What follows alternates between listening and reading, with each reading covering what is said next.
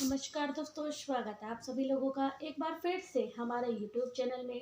दोस्तों, आज की इस वीडियो में हम आपको बताएंगे महामाघ की जया एकादशी। जया एकादशी 2025 में कब है, 7 या 8 फरवरी, शुभ मुहूर्त क्या है, एकादशी कथा, पूजा विधि, संपूर्ण जानकारी के लिए वीडियो को पूरा जरूर देखिएगा। सभी दर्शकों को महामाघ की शुक्ल पक्ष की एकादशी यानी कि जया एकादशी की हार्दिक शुभकामनाएं। दोस्तों, आज हम आपको बताने वाले हैं माघ महीने की शुक्ल पक्ष की एकादशी का अंत ही शुभ एवं मंगलकारी कब पड़ने जा रहा है। शास्त्रों में ऐसी मान्यता है कि इस दिन भगवान श्री हरि विष्णु की पूजा अर्चना करने से, सिर्फ यह एक विशेष उपाय करने से व्यक्ति पूरे जीवन भर धन दौलत आरोग्य से परिपूर्ण रहते हैं। तो चलिए दोस्तों, जानते हैं जया एकादशी 7 फरवरी की है या 8 फरवरी की किस दिन मनाई जाएगी। क्योंकि इस दिन एकादशी के 2 दिन मनाई जाएंगी, तो आपको किस दिन इस एकादशी का व्रत रखना चाहिए, हरिद्वार में एकादशी कब मनाई जाएगी, साथ ही साथ इस दिन आपकी कौन सी चीज़ खानी है एवं भगवान को कौन सी चीज़ का आपको भोग लगाना है, जिससे आपको श्री हरि विष्णु और माता लक्ष्मी की कृपा, उनका आशीर्वाद प्राप्त हो सके।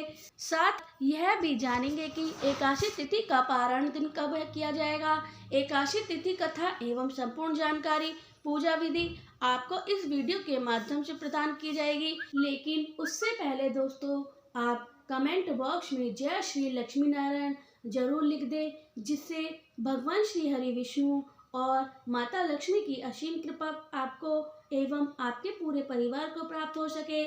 साथ ही साथ आप अपनी दोस्तों, आने वाली जो एकादशी होगी वह माघ की दूसरी एकादशी होगी। अभी माघ का महीना चल रहा है और प्रयागराज में महाकुंभ भी लग रहा है और महाकुंभ की समाप्ति 26 फरवरी को महाशिवरात्रि के दिन यानी कि बहुत ही शुभ बेला पर यह एकादशी आई है। इस बीच यह जो एकादशी तिथि आने वाली है उसका नाम रहेगा जया एकादशी। दोस्तों, हमारे हिंदू धार्मिक ग्रंथ में इस एकादशी को स्व प्रदायिनी यानी कि सभी सुखों को देने वाली एकादशी बताया गया है। जया एकादशी का व्रत जो कोई करता है उसको धन धान्य ऐश्वर्य और साथ ही साथ मानसिक शक्ति से लेकर बैकुंठ धाम तक की प्राप्ति तक सब कुछ प्राप्त हो जाता है। परंतु इस एकादशी का विशेष रूप से व्रत, इस दिन व्रत रखने से जीवन में सुख और समृद्धि आती है। वहीं जो दंपत्य संतान प्राप्ति हेतु मन में कामना करके इस व्रत को धारण करते हैं, उनके भगवान श्री कृष्ण के सी समान यश वंश तेज पुत्र की प्राप्ति होती है। दोस्तों, जया एकादशी साल भर में एक बार ही आती है, इसलिए अवश्य ही आपको इस एकादशी का व्रत रखना चाहिए, भगवान की पूजा करनी चाहिए और विशेष उपाय जो आपको हम इस वीडियो में बताने जा रहे हैं इसे आपको अवश्य जरूर करने चाहिए और कथा सुननी भी चाहिए। दोस्तों, चलिए अब जान लेते हैं कि जया एकादशी की पूजा आपको कैसे करनी है, पूजा का शुभ मुहूर्त क्या रहने वाला है और पारायण का समय क्या रहेगा, कब करना है, यह सभी चीजें एक एक करके हम जानने वाले हैं। देखिए दोस्तों, सर्वप्रथम आप जया एकादशी के दिन सूर्य उदय से पहले जाग जाइए, यानी कि ब्रह्म मुहूर्त में आपको इस दिन जाग जाना है और फिर स्नान आदि करके भगवान भास्कर को आप एक लोटा जल समर्पित कर दीजिएगा और आपका जो पूजा स्थल है वहां बैठकर सबसे पहले व्रत का संकल्प लीजिएगा। संकल्प करने के लिए अपने सीधे हाथ में जल लीजिएगा और द्रव के रूप में कम से कम एक रूप अधिक जो आप रखना है चाहते हैं आप रख सकते हैं। फिर 3 बार बोलिएगा ओम श्री विष्णु नमः, ओम श्री विष्णु नमः, ओम श्री विष्णु नमः। फिर से नाम, आप गोत्र, जिस स्थान पर बैठकर आप संकल्प कर रहे हैं वहाँ का मकान नंबर, फ्लैट नंबर जो भी आपने हिसाब के लिए हैं, अपने क्षेत्र का, शहर का नाम इतना बोलने के बाद महामाघ के शुक्ल पक्ष की एकादशी को दिन अपनी मनोकामना बोल करके कामना की पूर्ति के लिए अर्थात धन धान के लिए या संतान सुखी जीवन के लिए या फिर यदि आपकी कोई कामना है उसकी पूर्ति के लिए भी इस व्रत को आप संकल्प ले सकते हैं। मतलब आपको अपनी मनोकामना मन ही मन भगवान को बता देनी है और जल आप भगवान के चरणों में अर्पित कर दीजिएगा, भगवान को नमस्कार कीजिएगा। जब आप भगवान की पूजा करेंगे, एक कोई सा भी फल जो कटा हुआ ना हो, मतलब अखंड फल जैसे कि सेब, नारियल आपके पास में उपलब्ध हो, उसे बिना काटे उसे गंगाजल से शुद्ध करके उसमें थोड़ा सा गंगाजल मिला लीजिएगा। और भगवान श्री हरि विष्णु की किसी भी रूप में एक तस्वीर आपके पास होनी चाहिए या प्रतिमा होनी चाहिए, तो प्रतिमा रख लीजिएगा। साथ ही यदि मौली या सुपारी, लौंग, इलायची, पान का पत्ता अगर हो तो उत्तम रहेगा। और यह सारी चीजें आप धूप, दीप, फूल माला नैवेद्य के रूप में भगवान को अर्पित करने के लिए सजा करके रख लें। अब देखिए दोस्तों, जो भगवान की तस्वीर या मूर्ति आपने पूजा के लिए रखी है, उसमें आपको भगवान को बुलाना है, जिसे हम प्राण प्रतिष्ठा कहते हैं। तो प्राण प्रतिष्ठा के लिए सबसे पहले भगवान की तस्वीर को स्थापित किया जाता है। स्थापित करने के लिए वह स्थान जिसमें आपने तस्वीर को रखा है, उस स्थान को शुद्धिकरण कीजिएगा। तो लोटे में जो जल है उसमें गंगा जल आपने मिलाया है, उसे छींटे दीजिएगा और इस स्थान पर पवित्रकरण हो जाएगा। और फिर आप उस स्थान को पुष्प रख दीजिएगा। वह पुष्प आप भगवान को इस प्रकार से आसन दीजिएगा। आसन के रूप में पूजा के लिए पहले भगवान को आचमन कीजिएगा, अर्थात 3 बार चल के दीजिएगा। देने के बाद तिलक लगाइएगा, अक्षत चढ़ाइएगा, फूल की माला पहनाइएगा और साथ ही साथ एक पुष्प अर्पित कीजिएगा। धूप दिखाइए, घी का दीपक दिखाइए। यह जो दीपक है इसे आपको उठाना नहीं है, यहाँ पर आप रख रहे हैं। दीपक को रखने से पहले चावल या पुष्प के आसन के रूप में रख दीजिएगा और उसके ऊपर से दीपक को रखिएगा। इसे कभी भी नीचे नहीं रखा जाता और इस प्रकार से आपके द्वारा की गई पूजा साक्षी देवी दीपक बन जाते हैं। इसलिए इस दीपक को उठाना नहीं है। आरती के लिए हम दूसरा दीपक प्रयोग लाएंगे। दीपक दिखाइएगा और नैवेद्य के रूप में जो मिठाई आपके पास में है वो भगवान को अवश्य चढ़ाइएगा, फल चढ़ाइएगा और कुछ हो तो मिश्री के कुछ दाने लेकर के मिश्री भी आप नैवेद्य के रूप में भगवान को अर्पित कर सकते हैं। पर एक बिना कटा हुआ फल आपको जरूर अर्पित करना है। फिर आपको भगवान के सामने हाथ जोड़कर 108 बार ओम नमो नारायण भगवते वासुदेवाय का मंत्र का जाप करना चाहिए। उसके बाद मनोकामना पूर्ति के लिए एक पान का पेड़ा आपको बनाना होगा। इसके लिए आप सबसे पहले पान का एक पत्ता लीजिएगा, उसमें फिर उसकी जो डंडी है तोड़ दीजिएगा। फिर उसमें 2 लौंग और 2 इलायची और एक सुपारी रखिएगा। फिर उसका थोड़ा बीड़ा बनाकर भगवान के सामने ओम नमो भगवते वासुदेवाय का मंत्र 11 बार जाप करना है। आप अपनी मनोकामना भगवान को बता दें। जैसे यदि आप धन की प्राप्ति के लिए पूजा कर रहे हैं तो भगवान से मन ही मन प्रार्थना कीजिएगा और उसके बाद में पीड़ा भगवान को अर्पित कीजिएगा। और फिर आपको वहीं बैठकर भगवान के समक्ष एकादशी की कथा का पाठ कर लेना है और इसे सुन लेना है। एकादशी की कथा हमने आपको वीडियो के अंत में बताएंगे, तो आप इस वीडियो को सुन लेना है और कथा को सुनने के बाद आप भगवान की आरती करिएगा। आरती करने के बाद आप फल का भोग लगाइएगा। प्रसाद सभी लोगों में वितरित करने के बाद याद रखिएगा, आज के दिन आपको अन्न नहीं खाना होता है और यह इस दिन व्रत का सबसे संपूर्ण नियम है। शास्त्रों में मान्यता है कि एकादशी तिथि में अन्न ग्रहण करना मांस ग्रहण करने के बराबर होता है। चलिए दोस्तों, अब हम कुछ और नियम जानते हैं, उसका पालन आपको अवश्य करना चाहिए। दोस्तों, जया एकादशी के दिन तुलसी का पूजन करने से काफ़ी ज़्यादा महत्व बताया गया है, तो आपको जया एकादशी के दिन तुलसी की पूजा अवश्य करनी चाहिए और तुलसी के नीचे एक दीपक जरूर जलाना चाहिए और तुलसी को आपको पूजा करनी चाहिए। इससे आपका व्रत पूर्ण रूप माना जाएगा। आज के दिन आपको अन्न नहीं ग्रहण करना है, यह बात आपको जान लेनी है। पर व्रत नहीं कर रहे हैं तो आज के दिन चावल का सेवन नहीं करना है।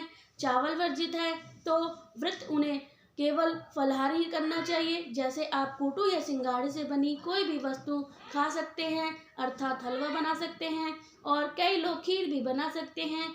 परंतु ध्यान रखिएगा, इसमें जो नमक का इसका प्रयोग नहीं किया जाता, मिर्च का प्रयोग नहीं किया जाता, काली मिर्च या सेंधा नमक का प्रयोग व्रत में नहीं किया जाता, वर्जित है।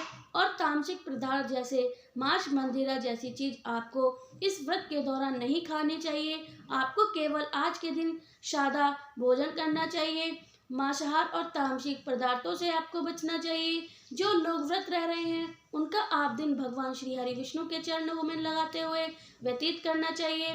किसी के प्रति बैर भाव नहीं रखना चाहिए, किसी के साथ कोई कलेश नहीं करना चाहिए, घर में सुख शांति का माहौल रखना चाहिए, कलेश का माहौल नहीं होना चाहिए, किसी को अपशब्द नहीं बोलें और किसी के साथ द्वेष की भावना नहीं रखनी चाहिए और शालीनता के साथ दिन को भगवान का भजन कीर्तन करके जीवन व्यतीत करना चाहिए, क्योंकि भगवान श्री हरि विष्णु को कीर्तन बड़ा प्रिय है।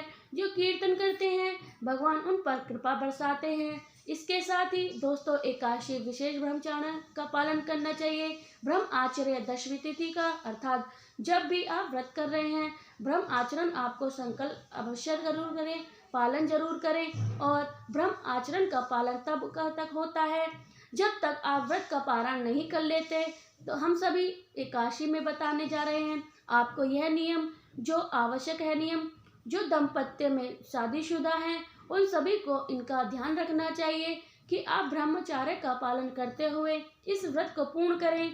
इसका नियम बना रहे हैं कि इस प्रकार से पहले अगले दिन पारायण के लिए आपको सूर्योदय से पहले उठना चाहिए। साथ ही साथ करेंगे कि पारायण विधि क्या है, आप पारायण वाले दिन आपको क्या करना चाहिए। यहाँ पर आपको सूर्यदेव को अर्पित करें और भगवान को आप एक लोटा जल में आप लाल पुष्प, पीले पुष्प, अक्षत अर्पित कीजिएगा। फिर 3 बार जल भगवान के ऊपर छीटिएगा और जल छीटने के बाद भगवान को तिलक लगाइएगा। तिलक लगाने के पश्चात अक्षत लगाइएगा, फूल की माला पहनाइएगा, धूप दिखाइएगा और दीपक दिखाइए। दीपक के दिखाने के बाद आपको भगवान के नैवेद्य के रूप में आज को काले तिल से बनी हुई कोई भी मिठाई या लड्डू आदि आप समर्पित करना। काले तिल ना हो तो आप सफ़ेद तिल से बना हुआ आप अर्पित कर सकते हो। नमस्कार कीजिएगा और भगवान प्राण का भोग लगाइएगा, प्राण कीजिएगा और भगवान को प्राण का भोग लगाइएगा। आपको पीले चावल का भोग भगवान को लगाइएगा। पीले चावल ना बने तो फल का भोग लगा सकते हैं और यह भी जो सात्विक आहार है आप घर में बना रहे हैं उसका भोग भी लगा सकते हैं। विशेष रूप से केसर की खीर का भोग भी लगाइएगा। जया एकादशी पर लगाया जाता है और उस प्रसाद को जो विदित है उसके पारायण के समय ग्रहण करना चाहिए। जो भी आपके पास उपलब्ध है बनाया है उसकी थाली सजा करके थाली में तुलसी का पत्ता अवश्य होना चाहिए। भगवान से प्रेम पूर्वक भोजन का निवेदन कीजिएगा। भोजन के लिए आह्वान कीजिएगा कि प्रभु भोग लगाएं। भगवान जो हैं वह प्रेम के भूखे हैं, आपके प्रेम से भोग लगाएंगे तो अवश्य ही भगवान वह ग्रहण करेंगे। भगवान को भोग लगाने के बाद जल जमाना कराएं, जल कीजिएगा और जो आपकी थाली है उसके चारों तरफ घूम छोड़ दीजिएगा। जलज पर निकाल के भगवान को हाथ जोड़ने के बाद जो भोजन की थाली है उसे उठा लीजिएगा और बाकी का जो प्रसाद है उसमें मिला दीजिएगा। बहुत ही आवश्यक प्रक्रिया है तो आपको अवश्य करनी चाहिए, क्योंकि पुष्प आपकी किसी भी पूजा पाठ में सफलता उसी में निहित होती है। देखिए, पुष्प जलन करने के लिए हाथों में पुष्प लीजिएगा, भगवान से निवेदन कीजिएगा, परमेश्वर हे प्रभु हम आपका आह्वान करना चाहते हैं, ना पूजा जानते हैं ना विसर्जन जानते हैं, अज्ञानी जीवन है। जैसा सेवा आपके श्री चरणों में इसमें जाने अनजाने में कोई गलती या कोई भूल हो गई हमसे तो हे प्रभु हमें क्षमा करना। आप दया सिंधु हैं, आपके दर के भिखारी हैं। हमारे पास आपको अपरिजित करने के लिए कुछ भी नहीं है। तन मन धन सब आप ही का है। हमारे पास क्या है, जो हमारे पास है वह स्वीकार करें और आप दया करें, आशीर्वाद प्रदान करें। एकादशी के व्रत में द्वादशी के दिन ब्राह्मण को भोजन का बड़ा प्रदान है। ब्राह्मण को भोजन जरूर कराएं। भोजन ना कर सके तो आप उन्हें दान अवश्य करें, ठीक है ना। चलिए दोस्तों, अब जानते हैं कि जया एकादशी के दिन किस दिन मनाई जाएगी। दृष्ट पंचांग के अनुसार माघ महीने के शुक्ल पक्ष की एकादशी तिथि की शुरुआत 7 फरवरी को रात 9:26 पर होगी और अगले दिन 8 फरवरी को रात 8:06 पर होगी, 15 मिनट पर समाप्त हो जाएगी। ऐसी उदित तिथि के अनुसार 8 फरवरी 2025 को जया एकादशी मनाई जाएगी। तो चलिए दोस्तों, अब हम जानते हैं कि जया एकादशी की कथा। पौराणिक कथा के अनुसार धर्मराज युधिष्ठिर भगवान श्री कृष्ण से पूछते हैं कि माघ मास की एकादशी का क्या महत्व है। तो भगवान श्री कृष्ण कहते हैं कि इसका नाम जया एकादशी है। इस एकादशी पर व्रत करने से मनुष्य को भूत पिशाच यानी कि योनि का भय नहीं रहता है। इसे विषय में कथा सुनते हुए भगवान श्री कृष्ण कहते हैं, एक बार नंदवन में उत्सव चल रहा था। इस उत्सव में सभी देवतागण, सिद्ध संत और दिव्य पुरुष उपस्थित थे। इस उत्सव में कार्यक्रम संवर्धन गायन कर रहे थे एवं गोवर्धन कन्या नृत्य कर रही थी। उसी संगम में नित्रियन पुष्पवती सभा में गायन कर रहे थे। मलवानों पर मोहित हो गए। अपने बल आकर्षण के कारण वह सभा की मर्यादा को भूल गए और इस प्रकार नृत्य करने लगी कि मलवानों खो बैठे और सुर ताल भूल गए। इसके कारण वह गायन की मर्यादा से भटक गया। इन दोनों अपकरण से देवराज इंद्र को क्रोध आ गया। उन्हें दोनों को श्राप दिया। वे श्राप से वंचित हो गए और पृथ्वी पर अति नीचा पिशाच योनि को प्राप्त श्राप के प्रभाव से दोनों पिशाच बन गए और हिमाचल पर्वत पर एक वृक्ष का अत्यंत कष्ट भोगते हुए रहने लगे। एक दिन दोनों अत्यंत दुखी थे, जिसके चलते उन्हें सिर्फ फलाहार किया और उसी रात्रि ठंड के कारण उन दोनों की मृत्यु हो गई। संयोग से उस दिन माघ शुक्ल पक्ष की एकादशी तिथि थी। इस प्रकार से अनजाने में जया एकादशी का व्रत हो जाने के कारण दोनों को पिशाच योनि से मुक्ति प्राप्त हो गई, जिसके बाद वह पहले से अधिक सौंदर्य बन गए और पूर्ण स्वलोक में स्थान प्राप्त हो गए। देवराज इंद्र दोनों को देखकर आश्चर्य हो चकित हो गए। तब उन्हें पूछा कि वे श्राप मुक्ति कैसे हुए। जिस प्रकार गवर्धन ने बताया कि यह भगवान विष्णु की जया एकादशी का प्रभाव है। दोस्तों, बहुत हद तक यह संभव है कि आपके कुंडली में मौजूद ग्रह नक्ष आपके अनुकूल नहीं चल रहे या आपकी कुंडली में किसी के भाव में कोई ग्रह उग्र स्थिति में है, जिसके कारण आपको जीवन में परेशानी का सामना करना पड़ रहा है। तो दोस्तों, इसके लिए निवारण वास्तुशास्त्र में खास तौर पर बसंत पंचमी के दिन किए जाने वाले कुछ बेहद ही चमत्कारी उपाय हैं। तो देखिए आपको करना क्या है। बसंत पंचमी के दिन पूर्व यानी कि चतुर्थी तिथि को तुलसी मैया की विधिवत पूजा करने के बाद थोड़ी सी जड़ निकाल लें। अब ये एक दिन पूर्व इसलिए कर रहे हैं क्योंकि बसंत पंचमी के दिन इस बार रविवार का पड़ रहा है और जैसे कि आप सभी जानते हैं कि रविवार के दिन हमें तुलसी मैया को जल अर्पित नहीं करना चाहिए और उन्हें स्पर्श नहीं करना चाहिए, ठीक है ना। अब उसी को आप माता सरस्वती के पक्ष में रखकर उसकी पूजा करनी चाहिए। पूजा करने के बाद उस जड़ को लाल रंग के कपड़े में लपेटकर ताबीज बना लें और फिर इसे लाल रंग के धागे में पिरोकर गले में कर लें या कलाई में बांध लें। पुरुष हो तो दाहिने हाथ में भुजा में और महिला हो तो बाएं भुजा में। कहा जाता है कि ऐसा करने से व्यक्ति के सभी दोष शांत हो जाते हैं। वही आर्थिक लाभ के लिए बसंत पंचमी के दिन शुरुआती पर सुबह शाम तुलसी माता को घी का दीपक दिखाएं। इससे तुलसी मैया के साथ साथ आपको माता लक्ष्मी जी की असीम कृपा प्राप्त होगी। वहीं दोस्तों, आपके जीवन का टेंशन चल रहा है, यदि वर्कलोड या बच्चों को भविष्य को लेकर आप अक्सर चिंतित रहते हैं, तो बसंत पंचमी का दिन मन ही मन शांति और टेंशन से छुटकारा पाने के लिए बेहद महत्वपूर्ण होने लगा है। इसके लिए आप तुलसी की जड़ की माला बना लें या बाजार से तुलसी की जड़ वाली